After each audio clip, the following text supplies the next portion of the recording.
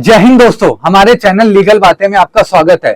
अगर आप हमारे चैनल पर नए हैं तो मैं आप लोगों से एक छोटी सी ये रिक्वेस्ट करना चाहूंगा कि प्लीज हमारे चैनल को सब्सक्राइब करिए और बेल आइकन को प्रेस करिए, ताकि अगर फ्यूचर में हमारी कोई भी इंपॉर्टेंट वीडियो आती है तो वो आप तक सबसे पहले पहुंच सके। आज हम एक बहुत इंपॉर्टेंट टॉपिक कवर करने वाले हैं। देखिए, बहुत सारे लोग मुझे मैसेज करते हैं कि सर हम भी एडवोकेट बनना चाहते हैं, हम वकील बनना चाहते हैं, तो हम कैसे वकील बने, इसमें कौन कौन से कोर्सेस होते हैं, हम कैसे करें, इसमें क्या एलिजिबिलिटी होती है, कितना समय लगता है, कौन कौन से कोर्सेस है, आप ये सारी चीज बताइए। तो आज की वीडियो में मैं आपको ये सारी चीज बताने वाला हूं कि अगर आप एलएलबी करना चाहते हैं, आप लॉ करना चाहते हैं, लॉ परस्यू करना चाहते हैं, अगर आपका सपना है एडवोकेट बनने का, तो आपको क्या क्या चीज का ध्यान रखना है, आप कौन कौन से कोर्सेज करना चाहते हैं।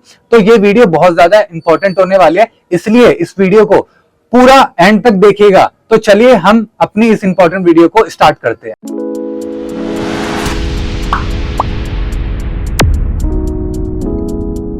देखिए, अगर आप लॉ कंप्लीट करना चाहते हैं तो लॉ दो तरीके से आप कर सकते हैं, एक ग्रेजुएशन के बाद से और एक 12th के बाद से। अगर आप 12th के बाद से लॉ करना चाहते हैं, आपने सोच लिया है कि मुझे लॉ ही करना है, तो आप 12th के बाद से 5 ईयर का कोर्स कर सकते हैं। जो 5 ईयर का जो कोर्स होता है वो इंटीग्रेटेड कोर्स होता है। इसमें आपकी ग्रेजुएशन और लॉ दोनों कंप्लीट हो जाएगी। इसमें बहुत सारे कोर्सेस है, जैसे BA LLB, BCom LLB, BBA LLB, BSc LLB. तो अगर आपके पास 12th में आपने के पास आर्ट्स थी या कॉमर्स थी या फिर साइंस थी, इससे फर्क नहीं पड़ता है, आप कोई भी कोर्स कर सकते हैं। बीए एलएलबी भी कर सकते हैं, बीकॉम एलएलबी भी और बीएससी एलएलबी भी आप कर सकते हैं, जो 5 साल का कोर्स होता है, जो डायरेक्टली आप 12th के बाद करेंगे। अब इसमें जो दूसरा आता है वो 3 इयर्स की एलएलबी आती है। ये आपको ग्रेजुएशन के बाद ही कंप्लीट करना पड़ेगा। मान लीजिए आपने 12th के बाद ग्रेजुएशन कंप्लीट कर लिया है और आपको लगता है कि आप मुझे लॉ परस्यू करना चाहिए, लॉ करना चाहिए, तो आप ये 3 साल की एलएलबी कर सकते हैं, जिसके बाद आपको लॉ की डिग्री मिल जाएगी। तो इसमें आप लॉ दो तरीके से कर सकते हैं, जैसे कि मैंने आपको बता दिया कि 12th के बाद और ग्रेजुएशन के बाद। जो 12th के बाद जो लॉ करना चाहते हैं उनको 5 साल का कोर्स करना पड़ेगा, और जो ग्रेजुएशन के बाद से जो लॉ परस्यू करना चाहते हैं उनको 3 साल का कोर्स करना पड़ेगा। तो इस 3 साल में और इस 5 साल के कोर्स में बस फर्क ये है कि ये 5 साल का जो कोर्स होता है ये 12th के बाद लोग करते हैं, और ये जो 3 साल का जो एलएलबी का जो ये कोर्स होता है ये ग्रेजुएशन के बाद से करते हैं। और इसमें मेरा मानना ये है, अगर आप लोगों ने सोच रखा है कि 12th के बाद मुझे लॉ ही करना है, तो आप ये 5 साल का कोर्स कर लीजिए, ये सबसे बेस्ट रहेगा आपके लिए। लेकिन अगर आपने 12th कर लिया है, अभी आपको लगता है कि मुझे यार लॉ करना चाहिए या नहीं करना चाहिए, अगर आप डाउटफुल है, तो ऐसी सिचुएशन में आपको ग्रेजुएशन परस्यू कर लेना चाहिए। अगर उसके बाद आपको लगता है कि हाँ मुझे लॉ करना है, तो देन आप लॉ में एडमिशन ले सकते हैं, आप एलएलबी कर सकते हैं। अगर आप पूरा श्योर है कि हाँ मुझे तो एलएलबी ही करना है, मुझे फ्यूचर में एडवोकेट बनना है, लॉयर बनना है, तो आप 12th के बाद से ये 5 साल का कोर्स कर सकते हैं। देखिए, बहुत सारे स्टूडेंट मुझसे पूछते हैं कि सर हमें किस कॉलेज में एडमिशन लेना चाहिए, किस यूनिवर्सिटी में एडमिशन लेना चाहिए, सर हमें प्लीज बता दीजिए, क्योंकि हमें इसके बारे में नहीं पता है। देखिए, अगर आप किसी रेपुटेड यूनिवर्सिटी से लॉ करना चाहते हैं, यानी आप किसी भी नामी ग्रामी यूनिवर्सिटी से लॉ करना चाहते हैं, तो आपको एंट्रेंस एग्जाम देना पड़ेगा और आपको वो क्लियर करना पड़ेगा। देखिए, हमारे देश में बहुत सारे लॉ एंट्रेंस टेस्ट है जिसे आपको क्लियर करना पड़ेगा, तभी आप किसी रेपुटेड यूनिवर्सिटी से लॉ कर सकते हैं। मैं आपको मेनली 3 एग्जाम बता देता हूं, जो आप उस एग्जाम को क्लियर करके किसी भी रेपुटेड यूनिवर्सिटी में एडमिशन ले सकते हैं। सबसे पहला क्लैट, CLAT, जिसकी फुल फॉर्म है कॉमन लॉ एडमिशन टेस्ट। दूसरा आता है आईलेट, AILET, जिसकी फुल फॉर्म है all India law entrance test. तीसरा आता है LSAT, जिसकी फुल फॉर्म है लॉ स्कूल एडमिशन टेस्ट। देखिए, ये एग्जाम है, इसके अलावा बहुत सारे एग्जाम होते हैं, आप गूगल पर सर्च कर सकते हैं, लेकिन ये मेनली 3 एग्जाम है जिसको आप अगर देना चाहते हैं और अगर आप ये एग्जाम क्लियर करना चाहते हैं, तो आप इसकी प्रिपरेशन कर सकते हैं और देन आप किसी भी रेपुटेड यूनिवर्सिटी में एडमिशन ले सकते हैं। अब देखिए, इसमें कुछ बच्चे होते हैं, कुछ बच्चे जो पढ़ने में ज्यादा स्ट्रांग नहीं होते, जो एवरेज रहते हैं। काफी सारे बच्चे ट्राई करते हैं लेकिन उनका एग्जाम क्लियर नहीं हो पाता है, लेकिन उनका सपना रहता है कि मुझे लॉयर ही बनना है, मुझे लॉ ही परस्यू करना है। तो उनके लिए ये बेस्ट रहता है कि वो प्राइवेट कॉलेज में एडमिशन ले सकते हैं। देखिए, हमारे देश में जिस भी आप स्टेट में रहते हैं, आपको ये देखना पड़ेगा कि आपके एरिया में कौन से बेस्ट प्राइवेट कॉलेजेस है, आपको ये खुद ढूंढना पड़ेगा, फिर आप उसमें एडमिशन ले सकते हैं। लेकिन ये ध्यान रहे कि आप प्लीज जिस भी प्राइवेट कॉलेज में एडमिशन लेना चाहते हैं, तो आप लोग ये देख लीजिए कि उसका नाम है कि नहीं। तो गूगल पर आप उसको अच्छे से देख लीजिएगा। आप किसी भी लोकल लॉ कॉलेज में एडमिशन मत ले लीजिएगा, वरना आपका फिर लॉ करके कुछ फायदा होगा नहीं, क्योंकि इन्वायरमेंट आपको अच्छा नहीं मिलेगा। तो देखिए, हमारे देश में बहुत सारे लॉ कॉलेजेस है, हर कॉलेज की अपनी अपनी फीस होती है। तो आपका जो भी अपने अकॉर्डिंग बजट है, आप उस अकॉर्डिंग, अपने बजट के अकॉर्डिंग आप किसी भी लॉ कॉलेज में एडमिशन ले सकते हैं। इसके लिए आपको किसी भी एग्जाम निकालने की जरूरत नहीं है, डायरेक्टली आप जाइए, फीस पे करिए और एडमिशन ले लीजिए।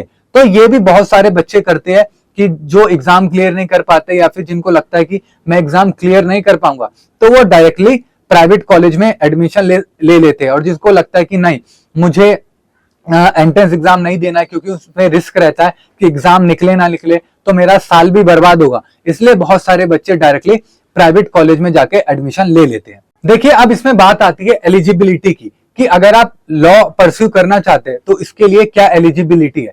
तो देखिए, इसमें मैं आपको बता देना चाहता हूं कि इसमें सबसे अच्छी बात है कि इसमें कोई भी एज लिमिट नहीं है। आपकी एज कुछ भी है, आप कर सकते हैं, आप एलएलबी परस्यू कर सकते हैं। ये मैटर नहीं कर सकता है कि आप 30 साल के हो गए या फिर 35 साल के हो गए या फिर 40 साल के हो गए। आपकी एज कुछ भी है, आप लॉ परस्यू कर सकते हैं, आप एलएलबी कर सकते हैं, बीए एलएलबी कर सकते हैं। तो इसमें एज लिमिट कुछ नहीं है।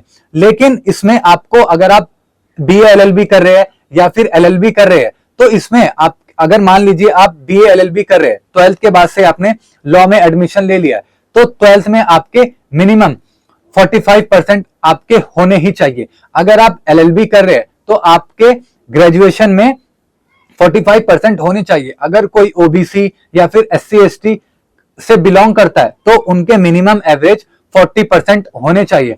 तो देखिए, इसमें तो एज की कोई लिमिट नहीं है। लेकिन अगर आप 12th के बाद से लॉ करना चाहते हैं तो आपके मिनिमम 12th में 45% होना चाहिए। अगर आप एलएलबी करना चाहते हैं तो ग्रेजुएशन में आपके 45% मिनिमम होने चाहिए। बहुत सारे लोग मुझसे ये भी क्वेश्चन पूछते हैं कि सर, मान लीजिए हमने अपनी लॉ कंप्लीट कर ली, हमने एलएलबी कर ली, अब हमारे पास लॉ करने के बाद क्या क्या करियर ऑप्शन है, तो आप वो मुझे बता दीजिए। देखिए, अगर आपने अपनी लॉ कंप्लीट कर ली है, आपके पास एलएलबी की डिग्री है, आप लॉयर बन चुके हैं, तो देखिए आपके पास बहुत सारे करियर ऑप्शन है।